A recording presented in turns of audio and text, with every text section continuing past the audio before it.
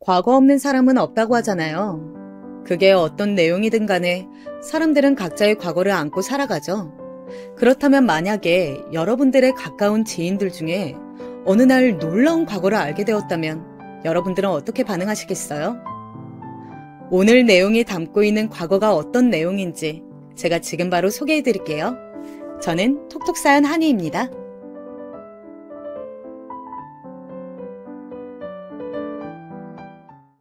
안녕하세요.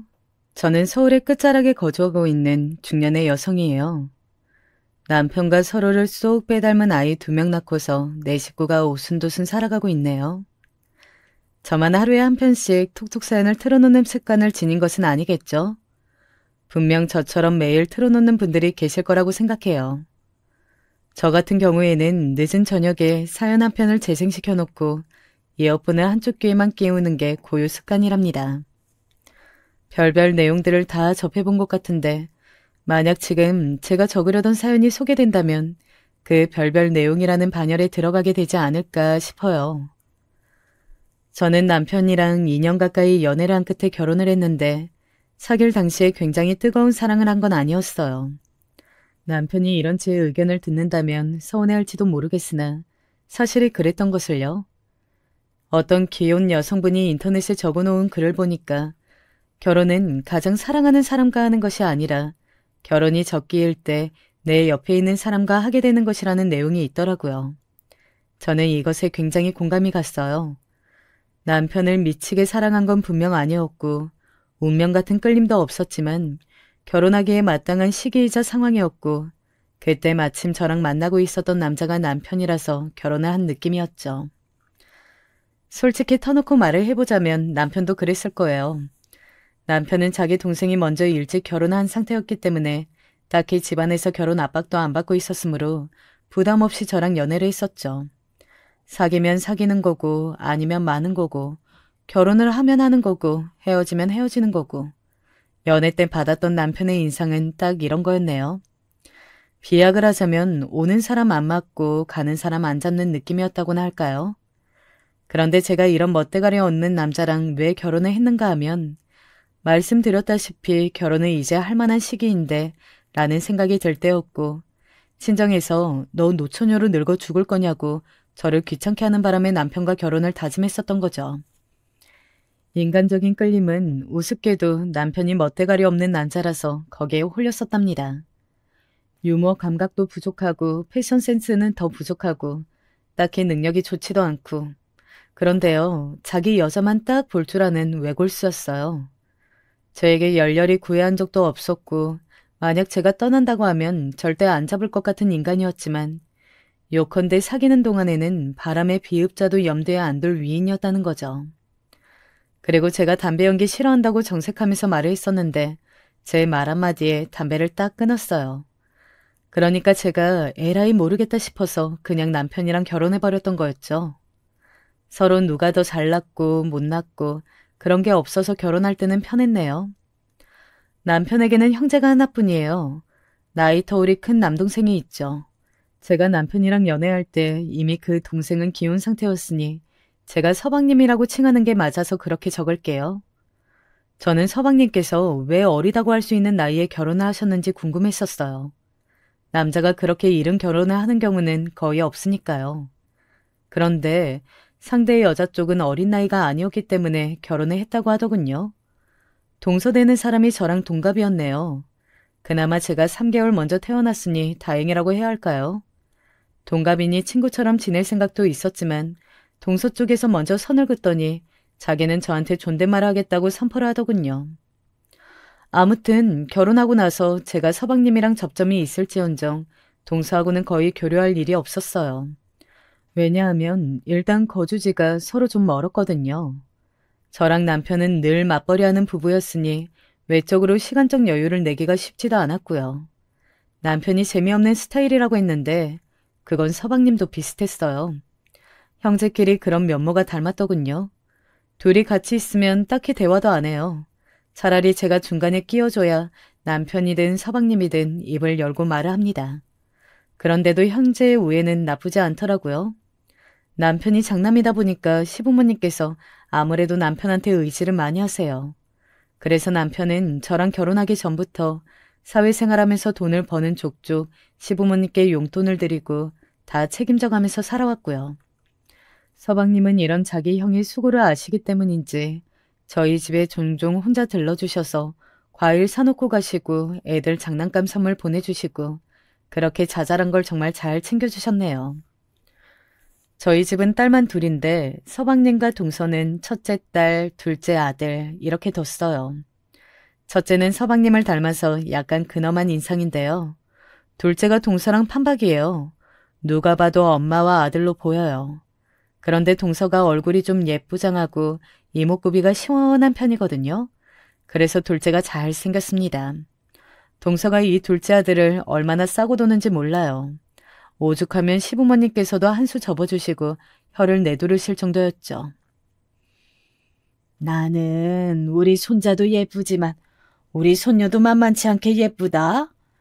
우리 손녀가 소외당하지 않게 네가 잘 신경 쓰고 네가 매사에 잘해야 된다. 알았니? 시어머니께서 동서한테 이렇게 말씀하실 정도면 안 봐도 비디오죠. 그런데 동서도 변명거리가 있었죠. 동서가 둘째를 편애하니까 자연스럽게 서방님은 첫째에게 애정을 쏟으셨거든요. 아들은 험하게 키워도 된다고 하시면서 서방님께서는 첫째 딸에게만 너그러운 사랑을 보여주셨답니다. 그런 모습을 보며 저는 저희 딸들에게 골고루 똑같이 사랑을 베풀 수 있었으니 저에게 큰 도움이 되었을지도 모르겠네요. 저는 애들 키우고 교육하는 것에 호들갑 한 번 안 떨고 조용했던 것 같아요. 성격 자체가 그래요. 약간 무감각하고 무던한 편이죠. 애들 어렸을 때 제 친정엄마랑 동생이 육아를 도와줘서 저는 마음 놓고 일을 다닐 수 있었고요. 감사하고 행복한 부분인데 이걸 두고 동서는 안쓰럽다고 했습니다. 저는 형님을 보면요. 오리가 생각나요. 형님은 혹시 오리가 어떻게 헤엄치시는지 아세요? 응? 아니, 모르겠는데? 그런데 오리는 다리가 짧으니까. 아휴, 나 다리 짧다고 놀리려는 건 아니겠지? 그럴 리가요. 수면 위에서는 볼 수 없는 애처로운 오리의 발길질이 떠오른다는 말씀 드리고 싶었을 뿐이에요. 겉으로 보기에는 오리가 유유자적 헤엄치면서 이동하는 것 같지만 사실은 다리를 미친 듯이 움직이고 있는 거거든요.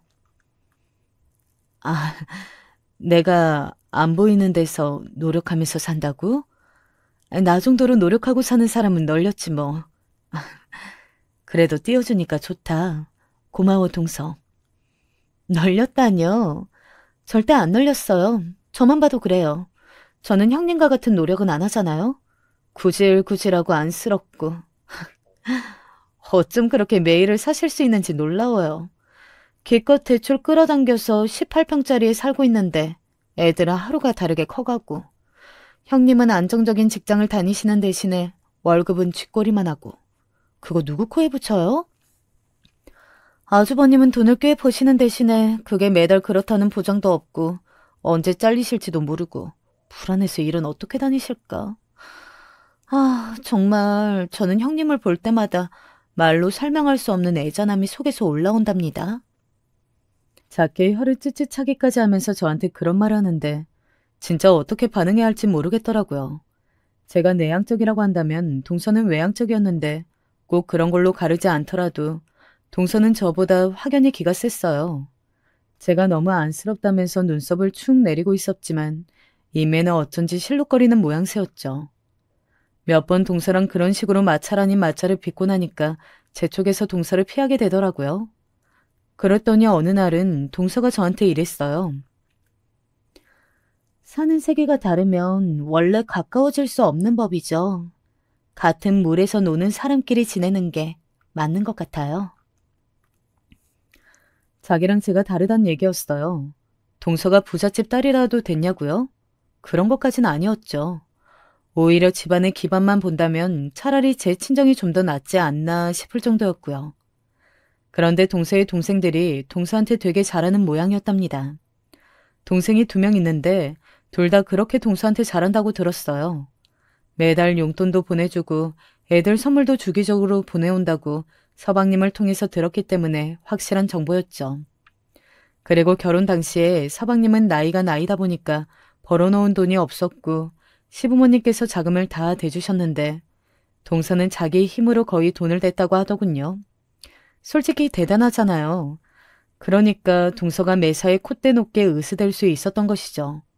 도대체 뭘 하면서 돈을 모았던 것일까 궁금해서 서방님께 여쭤봤더니 동서가 본격적으로 직장을 다닌 건 아니었고 그냥 아르바이트 같은 거라면서 여러 군데를 전전했었다네요. 그런데도 돈을 그 정도로 모았던 거래요. 놀랄 노자였죠.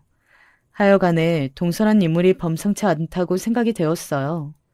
1대1로 붙으면 저만 피 터지는 조합이었기 때문에 되도록 같은 날에 시댁으로 방문하는 일은 없도록 제가 피하고자 했었네요. 시부모님께서 워낙 손주들을 예뻐하시기 때문에 저나 동서나 시댁에는 종종 잘 가는 편이었답니다. 시댁에 가면 저는 우선 청소할 것부터 찾아서 청소하고 식사 때 맞춰서 밥 준비하고 그런 식으로 움직이거든요. 그런데 동서는 텔레비전 앞에 앉아있거나 작은 방에 들어가서 코까지 골며 자는 게 다반사였어요. 시부모님께서도 기가 막혀 하셨지만 동서는 애들을 데리고 여기에 온 것만으로도 나는 큰 할 일 한 거다 라는 입장을 고수하였답니다. 그래도 서방님이 함께 계실 때는 코 골면서 자진 않았어요. 주말 같은 때 서방님도 시댁에 들리시곤 했는데요. 제 남편은 업무 특성상 토요일에도 바빠서 시댁에 들르기란 쉽지 않았죠. 그런데 어느 날 제가 동서의 입에서 너무 황당한 내용을 듣고 말았어요.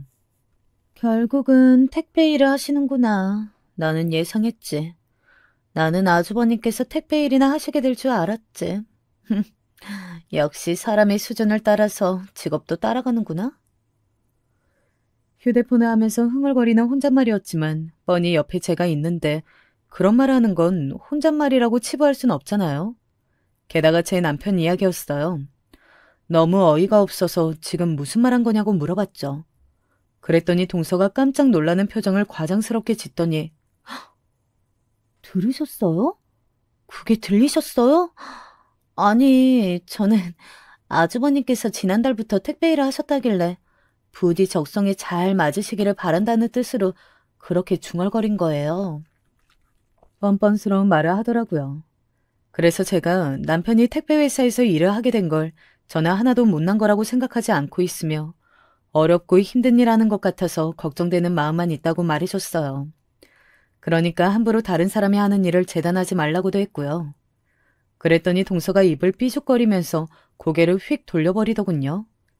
택배 일을 생업으로 삼게 되기까지 남편도 얼마나 고심이 많았는데 동서가 그런 식으로 폄하하니까 저도 기분이 나쁠 수밖에 없었던 건데요. 그래도 동서가 조용해졌으니 그걸로 일단락 된 거라고 생각했었어요. 그런데 그 다음 달에 다 같이 외식을 나갔거든요. 토요일 저녁 식사였는데 따라온 남편이 좀 늦게 도착했어요. 고생하면서 일하다 온 티가 나길래 저는 가슴 짠하고 자랑스럽고 그런 심정으로 남편을 맞이했고 제 옆자리에 앉으라 그랬죠. 서방님이 남편한테 택배 일 안 힘드냐, 요즘 어떠냐 이런 걸 물어보셔서 형제끼리 그런 대화를 한참 나눴어요. 동서는 둘째 아들이 밥도 제대로 안 먹고 휴대폰으로 자꾸 게임만 하고 있으니까 속상해서 어쩔 줄 몰라 하는 게 보이더군요. 거기까지는 괜찮았는데 이제 다 먹고 나갈 때가 돼서 동서가 자기 아들한테 잔소리를 하며 던진 내용이 가관이었어요. 너 자꾸 게임만 하고 공부 열심히 안 하면 큰아빠처럼 되는 거야. 택배 상자나 나르는 하급 인생 살고 싶어서 그래? 저는 사실 그때 제대로 못 들었었는데 남편이 그걸 딱 정확히 들었다고 하더군요. 어쩐지 식당을 나서는데 남편의 표정이 너무 어두웠어요. 시댁으로 일단 다 같이 들어가는 분위기였는데 갑자기 남편이 동서한테 얘기 좀 하자고 하더군요. 분위기가 딱 이상한 걸 감지한 서방님이 무슨 일이냐고 물어보시고 시부모님께서도 어리둥절해 하시고 동서는 코웃음을 치더니 몸을 휙 돌려서 먼저 시댁 안으로 발길을 돌렸죠. 어른들 일에 관심 없는 애들은 다들 휴대폰만 보고 있길래 제가 저희 큰애한테 카드를 쥐어주면서 넷이 다 같이 바로 앞에 있는 카페에 가서 음료 시켜 먹고 놀라고 보냈습니다. 애들 다 빠지고 어른들만 시댁으로 올라갔고요. 동서랑 남편이 살벌한 표정으로 작은 방에 들어가길래 저랑 서방님이 놀란 시선을 교환하면서 방문 앞으로 가봤죠. 귀를 기울였더니 동서의 격양된 목소리가 들리더군요. 아, 왜요? 제가 못한 말 한 건 아니잖아요. 정확히 짚어줘야 애들이 경각심을 가진다니까요? 그렇다고 어떻게 나라 하급 인생이라느니 그렇게 표현할 수가 있어? 자식 교육에도 그게 안 좋은 거 아니야? 참나. 택배 상자나 열심히 나르세요. 남의 자식 교육에 참견하지 마시고. 뭐라고? 내가 다 듣고도 못 들은 척 참고 살아서 그랬던 건지 여태까지 나를 우습게 알고 깔보면서 조용히 했던 거 사실 다 알고 있었어. 나를 응원한답시고 말을 하면서도 은근하게 나를 비웃어 왔었잖아. 그래도 나 아무 내색 안 했다.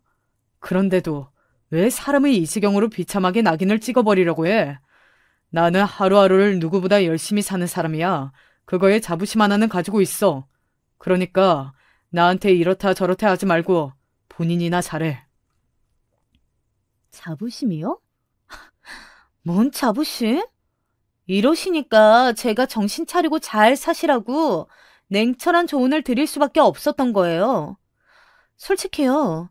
중소기업이라고 하기에도 민망한 소기업 회사 전전하시고 일용직 뛰시고 그러다가 택배 일 하시는 거 너무 초라한 행적이라고 생각하지 않으세요? 저한테 당당하게 따지실 입장은 아닌 것 같아요. 따질 입장이 아니라고? 글쎄, 청량리 588 출신이 할 소리는 아닌 것 같은데? 나한테 그런 말 들어놓기 전에 본인의 과거부터 돌아봐야지 않겠어? 청량리 588 잊은 거야? 남편의 외침과 동시에 방문이 열렸어요. 제가 열었는지 서방님이 열었는지 정확히 알지도 못하네요. 분명한 건 그 문을 열고자 한 생각이 동시에 일어났던 거겠죠. 남편의 깜짝 놀란 얼굴에는 아차하는 기색이 어려 있었고 경악에 가득 찬 동서는 양손으로 입을 틀어막은 모습이었어요. 지금 이게 다 무슨 소리야? 청량리 588이라고? 잠깐만. 지금 머릿속에서 정리가 안 되는데. 서방님이 중얼거리셨는데 제 심정과 동일했네요. 갑자기 이게 뭔 일인가 싶었어요. 그런데 그때 무심코 뒤를 돌아봤던 제가 짧은 비명을 질렀습니다. 시부모님 두 분께서 바로 저희 뒤에 서 계셨던 거예요. 아까부터 무슨 소란인가 싶었는데 믿어지지 않는 이야기를 들어버린 것 같구나. 넋이 나간 채로 시어머니께서 말씀하셨고 머리가 어지러우신지 눈을 질끈 감으시는 모습에 시아버지랑 제가 얼른 부축해드렸어요.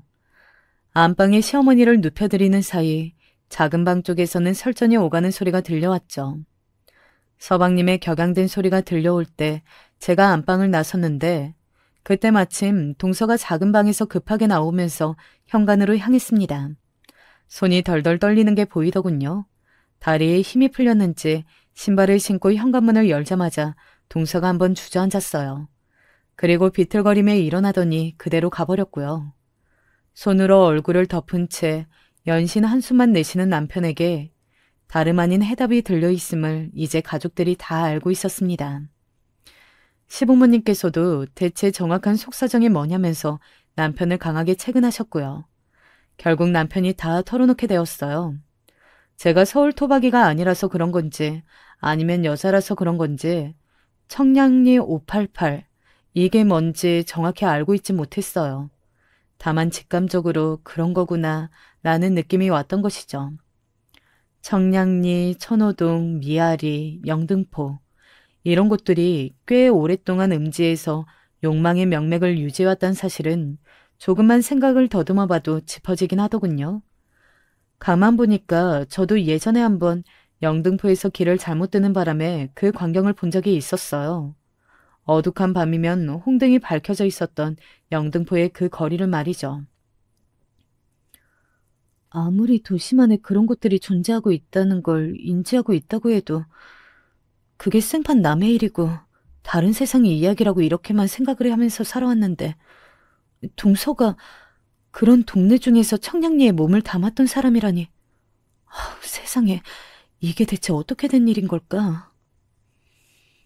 머나먼 이야기라고만 생각했었던 그런 동네와 연관된 사람이 설마 저랑 한 집안 식구로 있었을 줄은 꿈에도 몰랐네요. 도대체 동서의 과거가 뭐였는지, 게다가 남편은 그걸 어떻게 알고 있었는지, 나중에 들은 내용을 토대로 꾸려보자면 과거의 전말은 이러하였어요. 동서는 20살 나이에 돈을 벌기 위해서 고향을 떠나 서울로 상경했어요. 참고로 동서는 고향이 충청남도이고 시골 동네였다고 합니다. 무작정 꿈을 안고 서울에 도착했지만 현실은 너무나도 냉정했죠. 돈을 많이 벌 일자리는커녕 몸 하나 누이고 잘 곳조차 구하기 어려웠으니까요. 그런데다가 동서에게 서울 상경을 권유하며 달콤한 말들을 건넸던 지인들이 막상 서울에서 마주치자 낯빛이 바뀌었던 거예요. 동서는 심지어 그 지인들에게 사기를 당하고 돈도 갈취당했다고 하더군요. 크게 낙심한 동서가 주저앉아 있을 때 누가 제안을 건네왔다고 합니다. 돈을 벌고 싶다면 그에 맞는 좋은 일자리가 있는데 관심 있으면 연결해 해주겠다는 내용이었대요. 좌절하고 있었던 동서는 홀린 듯이 그 제안을 덥석 받아버렸고 어떤 동네로 먼저 흘러들어가서 지내다가 시간이 조금 흐른 뒤에 거처를 청량리로 옮겼었다고 합니다. 일명 청량리 588로 불리는 그 구역으로 말이에요. 동서는 자기 위로 언니가 하나, 아래로 남동생이 둘이 있는 사남매 집안인데요.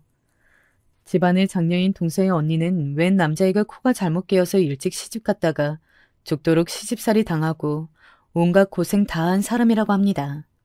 바람 피우는 남편, 며느리 쥐잡듯이 하는 시어머니, 집안의 왕인 시아버지, 성질 더럽고 포악한 시누이들, 그런 시댁 식구들에게 둘러싸여 노예처럼 지내다가 눈물 마를 날이 없었다고 해요.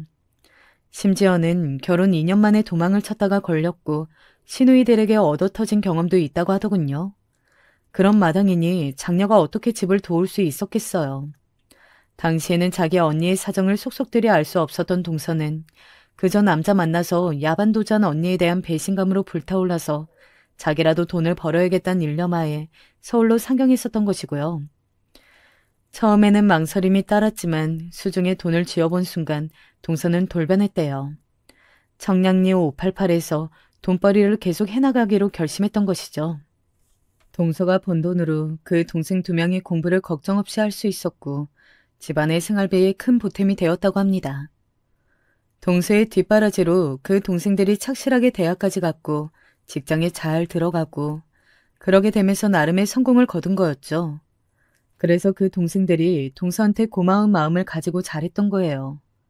어쩐지 누나한테 잘하는 남동생이라는 게 신기하고 왠지 생소하다는 인상을 받았었는데 그런 내막이 있었던 겁니다. 그리고 그 동생들은 자기 작은 누나가 무슨 일을 해서 돈을 벌었었는지 자세히 알지 못한다고 했어요. 세월이 흐른 지금까지도 말이죠. 동서의 친동생들도 모르는 그 비밀을 제 남편이 어떻게 알았는가 하면 여기에 엄청난 우연이 등장합니다. 동서가 서방님과 연애를 하던 시절이었대요. 두 사람은 연애 기간이 길지 않았는데 그럼에도 서방님이 자기 여자친구라고 동서를 남편한테 인사시켜주고 셋이서 밥도 2번 먹고 그랬기 때문에 남편은 동서를 잘 알고 있었죠. 어느 날 남편이 복잡한 포장마차 거리에서 공장 사람들과 몇 명하고 술잔을 기울이고 있었는데 작업반장이라는 분이 갑자기 자리에서 일어나더니 어떤 여자한테 가서 아는 척을 하며 인사를 하더래요. 그 중년의 여성이 머리 모양이며 옷이 범상치 않아서 남편이 그때 그 인상을 유심히 봐두게 되었고요. 여기까지는 지극히 우연이었는데 이게 한 번 더 겹치면서 운명 같은 순간을 만들어내게 되었죠. 당시에 엄청 인기 많았던 고깃집이 있어서 남편이 서방님한테 거기서 고기를 한번 사주고 싶었대요. 그런데 서방님께서 동서를 데리고 같이 오셨던 거예요. 셋이서 고기를 맛있게 먹고 나오던 길에 그 식당 앞에서 남편이 얼마 전에 봤던 그 중년의 여성을 발견하게 됐죠. 그런데 정말 신기하게도 동서가 그쪽을 보자마자 소스라치게 놀라면서 몸을 휙 돌렸다는 겁니다. 못 볼 꼴이라도 봤다는 것처럼 동서는 표정이 완전히 경악에 질려 있었대요. 장소에 벗어나면서도 동서는 계속 고개를 푹 숙이고 있었고요. 아무래도 궁금해서 남편이 동서한테 물어봤었대요. 아까 문 앞에 서 있던 여자랑 아는 사이냐고요. 그랬더니 동서가 펄쩍 뛰면서 아는 사람을 본 적이 없다고 딱 잡아댔다더군요. 내가 이렇다 저렇다 따로 말을 얹은 것도 아닌데 갑자기 왜 이렇게 정색을 하면서 부정하지? 혹시 뭐가 있나? 숨겨진 가족이라도 되는 건가? 의아해하던 남편은 다음에 다시 그 포장마차 거리에서 공장 사람들과 술을 마시게 되었을 때 작업 반장한테 슬쩍 물어봤대요. 전에 왔을 때 여기서 어떤 여자분하고 반갑게 인사를 하시던데 그 여자분은 뭐 하시는 분이냐고요. 사실 그렇게 물어볼 때까지만 해도 남편은 별로 진지한 생각을 가지고 있지 않았었대요. 그냥 일상에서 가질 수 있는 얄팍한 호기심 정도였다더군요. 그런데 작업 반장이 술 취한 목소리로 엄청난 대답을 해준 겁니다. 아, 내가 정량리에서 잘 아는 곳에 여사장이 있는데, 그 여사장의 지인이야. 그래서 나랑도 안면이 있지. 잘 아는 곳이요? 어디 뭐 식당이라도 운영하시는 분인가 봐요? 에이, 맛 좋은 걸 팔기는 하는데 식당은 아니지. 청량리 588 몰라? 알지? 거기서 포주하고 있어. 거기서 포주랑 아는 사이다 이거야. 듣고 나니까 뭔가 깨림칙했대요. 그런 곳에 포주랑 아주 가까운 여자가 어떻게 동서 같은 사람을 알고 있는 것일까? 머릿속에서 연결이 안 되었다고 합니다. 반대로 뒤집어 보자면 어떻게 동서 같은 사람이 그런 곳에 포주랑 아주 가까운 여자를 알고 있었던 것인가? 라는 의문이 되었기 때문에 남편은 직감적으로 뭔가 안 좋은 내막이 있구나 라는 판단이 섰었대요. 괜히 심란해서는 자리도 뜨지 않고 술자리로 오래 이어가고 있었는데 딱 그날 공교롭게도 그 순간에 그 중년의 여자가 자기 일행들하고 포장마차로 오는 게 보였대요. 제 남편은 그때 술이 딱 깨는 걸 느꼈고 기회를 엿보다가 슬쩍 그쪽으로 가서 그 중년의 여자한테 물어봤다고 합니다. 자기 동생의 여자친구라는 말은 절대 안 하고 지인의 지인이라는 식으로 둘러대면서 아무래도 그 지인이 저번에 그쪽을 보고선 깜짝 놀라서 도망친 것 같은데 무슨 관계가 있냐고 질문을 해버리고 말았대요. 영문을 모르겠다면서 고개만 갸웃하던 그 중년의 여성은 남편을 통해서 동생의 외모 묘사를 듣고서는 갑자기 테이블을 주먹으로 콱 내리치면서 이렇게 말했다고 합니다. 걔가 나를 어디서 마주쳤다고? 그게 어디였다고? 아유, 참나. 그 년이 우리 동생네에서 일했던 년인데 얼마나 악독한지. 아유, 튀어버렸어. 그녀는 보통 내기가 아니에요. 유독 앞발이에요. 그 소리를 듣고선 남편이 엄청 충격을 받았던 거죠. 왠지 안 좋게 들었던 직감이 결국 맞아떨어지고 말았으니까요. 저는 이 대목까지 듣고서는 그럼 왜 어째서 무슨 이유로 남편이 동서의 비밀을 함구하고 서방님과의 결혼은 묵인하였는지 이해가 안 갔죠. 여담이지만 한편으로는 남편이 청량리 588에 발을 들였기 때문에 동서가 그쪽 사람이었던 것을 알고 있었다. 라는 전말이 아니어서 제가 얼마나 안도를 했던지 모르겠네요. 그 엄청난 비밀을 더 엄청난 우연의 사다리를 통해 알게 된 남편이 입을 다문 이유는 바로 서방님에게 있었다고 하네요. 서방님께서 정신적인 문제로 워낙 힘들어하시던 분이었기 때문이죠. 계기는 군대에서 겪었던 참혹한 경험이었다고 들었고요. 만약 요즘이었다면 군대에서 그런 일이 벌어지기 쉽지도 않았을 테고 서방님께서도 정신과 진료를 받으셨을 거예요. 그런데 그 당시까지만 해도 정신과 진료니 뭐니 하는 건 전혀 대중화가 되어 있지 않았죠. 기껏해야 정신질환을 다루는 건 정신병원이 유명했던 것을요. 마음속에 자리 잡은 병은 자꾸만 커져갔고 서방님께서는 자꾸 방황을 해대셨죠. 사람들과 만나서 어우러지는 것도 나날이 힘들어하셨고요. 시댁 식구들은 물론이고 서방님의 친구들까지 다들 걱정으로 난리도 아니었다더군요. 저러다가 사람 하나 잘못되는 거 아니냐는 말까지 나왔었대요. 그런 서방님의 일상에 나타난 게 바로 동서였던 거예요. 아무리 비집고 들어가지 못한 서방님의 상처, 그 틈에 들어간 존재가 동서였다고 합니다. 처음에는 누나 동생으로 지냈다고 하는데 당연히 남녀 관계에서 이성적인 감정이 생길 수 있었던 것이죠. 특히 서방님께서 동서한테 무척 의지를 하셨대요. 동서는 남동생이 2명이나 있는 사람이었고 그래서 남동생을 어르고 달래듯 서방님의 마음을 부드럽게 만들었나 봐요. 게다가 청량리 588 출신이었으니 손님 비위를 맞추고 취향을 파악하고 이런 것들에서 아주 전문적이다 보니까 서방님의 상태를 알아보고 그에 맞추는 게 어렵지 않았을 테죠. 사람을, 특히 남자를 어떻게 다뤄야 하는지 동서는 너무나도 잘 알고 있었어요. 서방님께서는 동서를 만나며 다시 이전의 모습을 되찾으셨기 때문에 남편이 이것으로 마음이 캥겼던 것이었죠. 고민하던 남편이 서방님한테 슬쩍 화두를 던져봤었대요. 정말 만약에 말이야. 네가 사랑하는 여자한테 도저히 용납할 수 없는 치부가 존재한다고 하면 너는 어떻게 할래? 그래도 그 여자를 계속 만날 수 있겠냐? 남편의 가정을 듣고 서방님은 살짝 고민하시는 듯 하더니 이내 이렇게 대답하셨다고 하네요. 내가 사랑하는 여자가 만약에 사람을 죽인 적이 있다고 해도 나는 계속 만날 것 같아. 그 대답을 듣고서는 남편이 결단을 내렸던 거라고 하네요. 입을 다물기로 말이에요. 집안의 평화 그리고 남동생의 행복을 위해서라도 비밀을 밝히지 않기로 하였죠. 특히나 시부모님께서는 서방님의 방황 때문에 무척 소갈이라 하셨었다고 하니까요.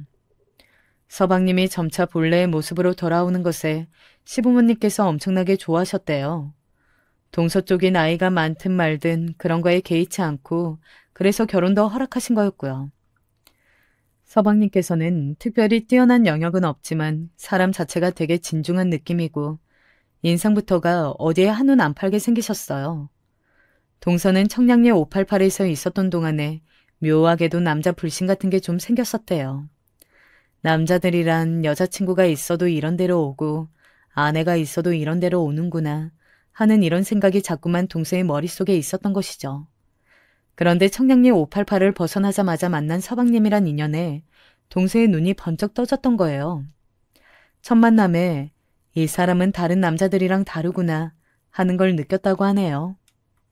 서방님의 내면에 깃든 상처가 깊어 보이길래 그걸 또 보듬어주고 싶은 마음을 품다 보니까 모성애 같은 게 생겨서 점점 서방님한테 애틋해졌대요. 남동생이 2명 있어서 그런지 서방님을 보면 꼭 돌봐줘야 할 대상처럼 느껴지기도 했다고 해요. 청량리 588을 통해 알게 된 건너 지인들이 자기의 허영심만 채우려고 돈과 간판을 쫓아 남자를 물었다가 패가망신한 일화들을 동서는 알고 있었기 때문에 그들의 말로를 답습하지 않으려면 서방님처럼 사고방식이 건전한 남자랑 결혼하는 게 해답이라고 판단했었대요. 동서의 표현에 따르자면 자기 딴에는 무력 내려놓고선 아무 욕심 없이 선택한 게 서방님이었다는 것이죠. 그런데 남편이 자기의 비밀을 알고 있었다는 것을 동서는 결코 몰랐을까요? 놀랍게도 동서는 남편이 자기의 비밀을 알고 있던 것을 짐작했던 순간이 있었다고 합니다. 그건 바로 서방님과 동서의 결혼식 때였는데요. 동서가 자기는 부를 하객이 거의 없어서 죄다 부모님 인맥이라는 식으로 멋쩍게 말을 했었대요. 거기에 대고 남편이 별 생각 없이 자기도 공장 일을 안 좋게 그만두는 바람에 딱히 결혼식에 놀러 오라고 할 사람이 없다면서 말을 한 거죠. 그러자 동서가 웃으면서 이렇게 말했었대요. 그러지 말고 연락 한 번씩 돌려보세요. 저는 공장분들이 오셔도 전혀 상관없어요. 가감없이 말을 해보자면 그렇게 질이 좋은 양반들이 아니라서 청량리 588이니 뭐니 이런 얘기들도 하시는 양반들이라. 남편이 조금 난감해하면서 무심코 그런 대답을 해버렸는데 그때 동서의 표정이 확 변하더랍니다. 그때 봤던 동서의 표정은 말로 설명이 안 된다고 남편이 그러더군요. 무거운 침묵이 감돌았고 동서가 남편에게 무슨 말을 하려는 것처럼 입술만 한참 달싹거리더니 끝내 말을 안 했다고 합니다. 짐작하기로는 아마 뭘 알고 계세요? 라는 질문을 동서는 남편에게 해보고 싶었던 게 아니었을까요? 인간은 망각의 동물이자 동시에 적응의 동물이라고 하던가요. 그의 표현을 뒷받침하듯 동서는 결혼 직후까지는 남편이 여실히 느낄 정도로 뭔가 태도로 항상 조심조심하며 지냈지만 시간이 점차 흐르면서 바뀌어 갔어요. 특히 아이를 갖더니 출산 이후로 그렇게 되었죠. 이제 더 이상 무서울 거 없고 꺼려질 거 없다는 생각이 들어서 그랬을 겁니다. 하지만 그보다 더 세월이 흘러서 자기의 비밀이 까발려질 줄은 상상도 못했겠죠. 서방님께서는 극심한 충격을 받으셨고요. 시부모님께서는 뒤로 넘어가셨어요.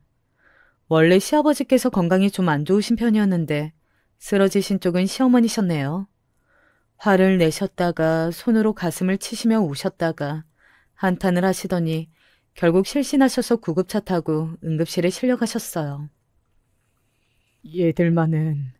우리 애들만은 이런 사실을 알면 안 되는데 자기 엄마가 그런 과거를 지닌 사람이라는 걸 절대로 알아서는 안 될 텐데.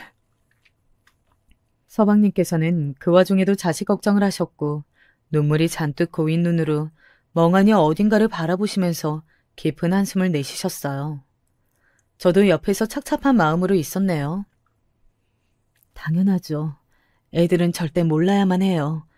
저희 중에서 아무도 입 놀릴 사람은 없으니까 어른들이 입단속 잘하고 티 안 내면서 살면 애들은 계속 모를 수 있어요.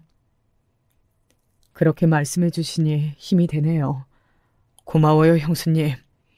지금 제 심정을 어떻게 표현해야 할지 모르겠습니다. 지독한 배신감, 끔찍한 충격, 절망, 이런 것들로 미쳐버릴 것만 같은데 당장이라도 그 사람 멱살 잡고 흔들면서 저주를 퍼붓고 싶은데 지난 세월 부부로 살아온 건 허상이 아니었으니까. 부부로 살며 아이들을 낳고 살아온 세월을 부정할 수는 없으니까 더욱 미칠 것 같아요. 서방님의 입장에선 그럴 수밖에 없었겠죠. 이럴 수도 저럴 수도 없는 심정이요. 동서의 비밀을 터뜨리고 만 것에 남편은 후회한다고 저한테 그랬어요. 죽을 때까지 그냥 계속 안고 갔으면 됐을 비밀이었는데 자기가 이성을 잃어버리는 바람에 말을 해버렸다고. 스스로를 통제하지 못하는 거 보니까 자기도 이제 다 늙은 모양이라면서 씁쓸하게 자책했죠. 그런 남편의 모습을 보면서 저도 속상했고요. 동서가 먼저 싸가지 없게 굴지만 않았어도 남편 같은 대인배가 폭발하진 않았을 테니까요. 그래서 저는 서방님께는 조금 죄송하게도 남편을 원망하지 말아달라고 그랬어요.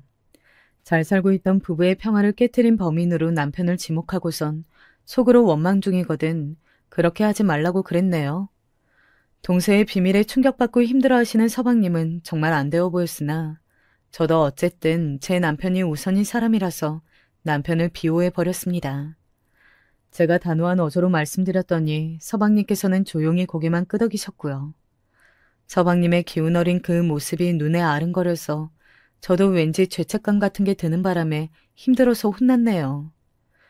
이런저런 생각을 다 하고 나니까 앞으로 동서는 어떻게 되는 것인가 하는 궁금증이 들었어요. 먼저 움직인 건 예상외로 동서였답니다. 시어머니께서 계속 입맛이 없고 속이 불편하다고 하셔서 제가 죽 써드리려고 시댁에 마침 가 있던 때였어요. 그러던 때 동서가 시댁에 온 거예요. 아버님, 어머님, 불미스러운 일로 노하시게 만들어서 제가 죄송합니다. 드릴 말씀이 있어서 찾아왔어요.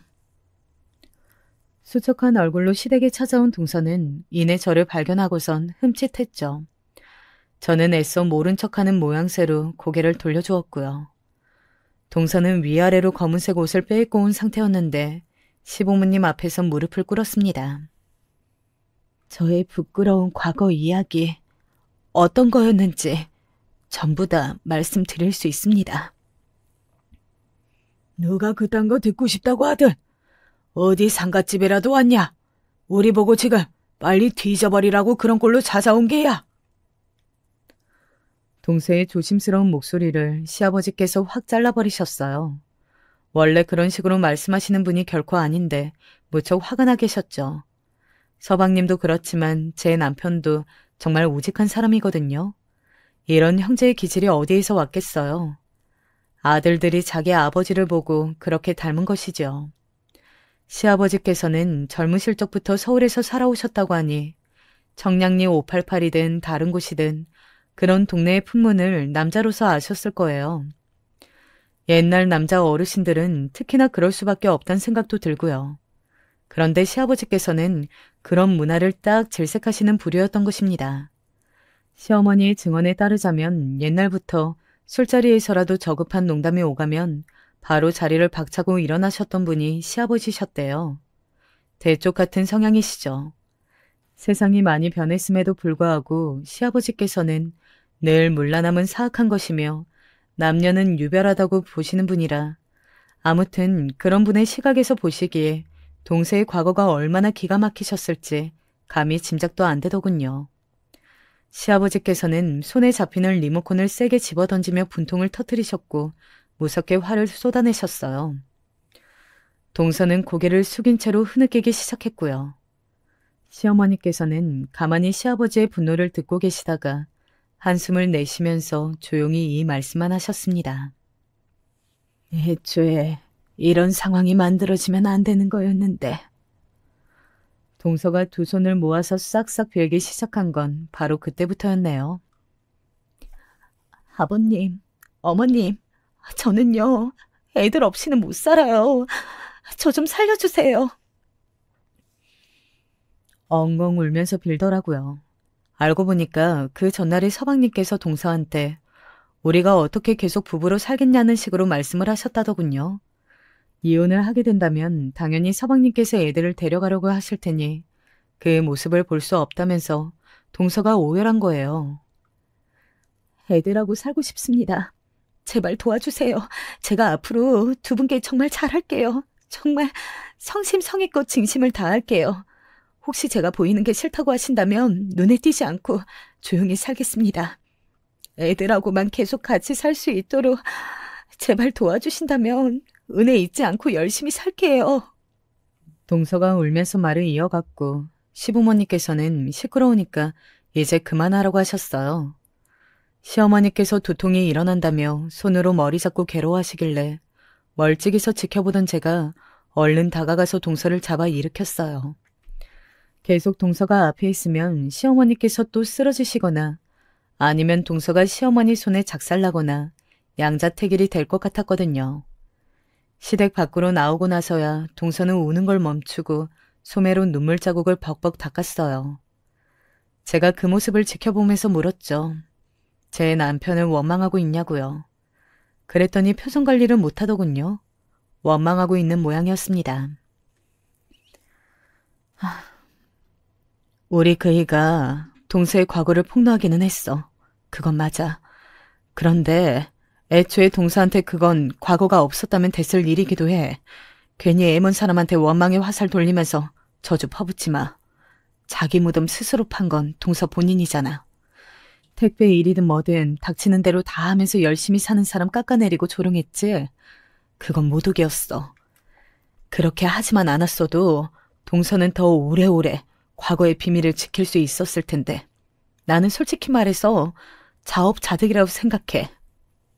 제가 차분히 말했더니 동서가 입술만 깨물 뿐 아무 반론도 못하더군요. 그러더니 제가 없을 때 남편한테 따로 찾아가서 동서가 사과를 했어요. 경우 없이 굴어서 죄송했다고 반성하고 있다면서 남편한테 허리를 숙이며 사죄 인사를 했다고 하네요. 그 모습에 마음 약해진 남편은 집에 와서 한숨이나 푹푹 내쉬고 있고 가만히 뒀다간 서방님께 연락해서 동서를 용서해주고 앞으로 잘 살아보라면서 그런 조언을 건넬 것 같길래 제가 미리 선수쳐서 아무것도 하지 말라고 그랬습니다. 어떤 결론이 나든 그건 서방님께서 생각하고 판단 내리실 문제인데 다른 사람이 끼어들어서 이래라 저래라 말을 얻는다면 서방님께선 진짜 자기 마음이 가고 싶은 대로 행동을 못하실 수도 있으니까요. 마치 폭풍전야처럼 느껴지는 조용한 며칠이 흘러갔어요. 그리고 1차 결론이 지어졌죠. 서방님과 동서는 별거에 들어갔습니다. 사실상 집에서 동서만 빠져나온 모양새였네요. 애들한테는 부부 사이에 약간의 이견이 생겨서 따로 지내게 되었다는 식으로만 설명했다고 서방님께서 말씀을 주시더군요. 마음 같아서는 그런 과거를 숨기고 거짓말을 덮고 저를 기만해온 것을 도저히 용서도 용납도 할 수 없어서 당장 이혼해버리고 싶지만 그러기에는 생각이 너무 많이 복잡하네요. 딱 한 가지 생각으로 결론이 지어지질 않아요. 특히 애들도 있으니까 애들 생각도 해줘야죠. 당장 이혼할 수도 없고 그렇다고 아무렇지 않게 같이 살기는 또 어려워서 일단 따로 지내보게 되었습니다. 이런 결정을 내린 것에 형수님께서는 답답해 하시겠지만 지금 현재로선 이게 저의 최선인 것 같아요. 답답하다뇨. 전혀 아니에요. 원하시는 대로 하는 게 해답이잖아요. 이건 다른 누군가가 왈가왈부할 수 있는 영역이 아니라고 생각해요. 저는 서방님의 입장에 서서 생각을 하고 그렇게 말씀드린 거였지만 시부모님께서는 달랐나 봐요. 따로 사는 건 당연한 거고 어떻게든 이혼을 하는 방향으로 가야 한다면서 서방님을 따끔하게 질책하셨다고 합니다. 부모가 이혼해도 자식들은 멀쩡히 크게 되어 있으니 애들 걱정돼서 이혼은 못하는 일은 없어야 한다는 말씀을 강력하게 주장하셨다고 하네요. 거의 모든 엄마들이 그렇겠지만 동서가 자기 애들을 끔찍히 생각하는 사람이라 애들을 안 이룰 수 있다면 자기가 혼자 나가 사는 별거 생활쯤은 감내할 수 있다고 여긴 모양이더라고요. 동서의 충격적인 과거 행적이나 제 남편에게 함부로 굴었던 것을 제가 절대 옹호하려는 건 아니지만 같은 엄마라는 입장에서는 뭔가 짠한 게 있긴 하더군요. 형님, 돌이켜보니까 제가 형님한테도 시건방지게 군 부분들이 정말 많았네요. 죄송하다는 말씀 재차 드리고 싶어요. 저는 다시 우리 식구들 사는 집으로 돌아가서 다 같이 살 수 있도록 열심히 노력해 볼 생각이에요. 과거는 바꿀 수 없지만 미래는 새로 만들어가는 것이니까요. 저랑 통화했을 때 동서가 나름 담담하고 당차게 그런 말을 했었는데 왠지 숨소리가 조금 떨리는 것 같더라고요. 다음에 잠깐 얼굴 볼 일이 있어서 마주쳤을 때는 낯빛이 너무 어두워져서 제가 화들짝 놀랐고요. 아휴, 아무튼 간에 모든 사람이 각자의 역사를 써내려가며 살아가는 존재라고는 하지만 설마 하니 동서 같은 과거를 지닌 사람이 한 집안 식구로 있을 줄은 몰랐네요. 게다가 제 남편이 동서의 과거를 알고 있었다는 것도 황당했고요. 이래서 사연 없는 사람은 없다고 하는 걸까요? 앞으로 어떻게 될지는 모르겠어요. 시부모님께서는 여전히 동서를 용납할 수 없다는 입장을 고수하고 계시고요. 동서는 아직 별거 생활을 끝마치지 못한 상태랍니다. 사는 게 좀 바빠져서 저나 남편이나 서방님하고 동서한테 먼저 연락을 못 해봤는데 애들은 어떻게 지내고 있나 궁금하기도 한지라 나를 잡고 얘기 한번 나눠봐야겠어요. 저희 집안 이야기를 들어주신 분들 모두 감사드려요. 매사 좋은 일들만 일상에 가득하시길 바랍니다.